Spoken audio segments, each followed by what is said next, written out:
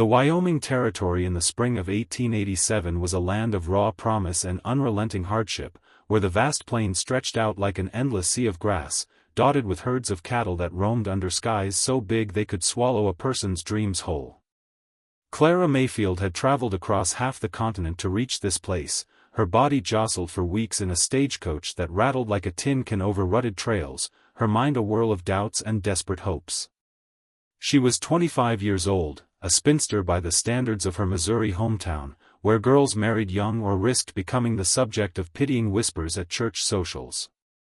Clara had heard those whispers all her life, about her size, her sturdy build that made dresses strain at the seams, her face that was plain and round rather than delicate and fair.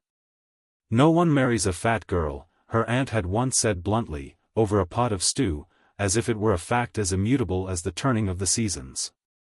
But Clara had skills that went beyond the superficial. She could cook like no one else in her family, turning scraps into feasts that made men's eyes light up and women's envy simmer. It was that talent, coupled with a newspaper advertisement buried in the classifieds, that had brought her here to Bison Creek Ranch. The ad had been terse, almost curt: rancher, 32, seeks wife. Must be strong, capable, and willing to work hard. Looks unimportant. No fortune hunters. Apply to J. Hawthorne, Bison Creek, Wyoming Territory. Clara had read it a dozen times, her heart pounding with a mix of fear and excitement. Looks unimportant, that phrase had leaped out at her like a lifeline.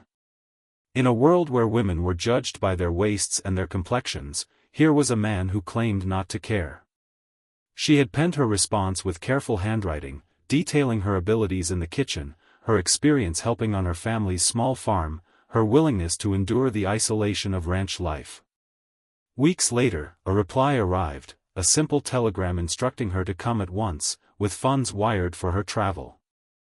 And so she had packed her few belongings: a worn Bible, a set of cast-iron skillets inherited from her mother, a bundle of recipes scribbled on faded paper, and set out for the unknown.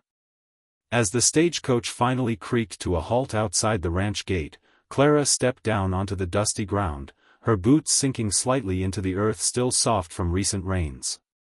The air was crisp, carrying the scent of sagebrush and distant pine, a far cry from the humid fields of Missouri. She smoothed her skirt, self-conscious of the way it clung to her ample hips, and adjusted the bonnet that framed her flushed face.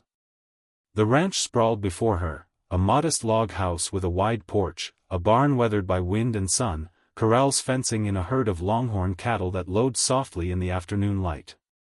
A few chickens scratched in the yard, and a dog, mangy but alert, barked once before trotting over to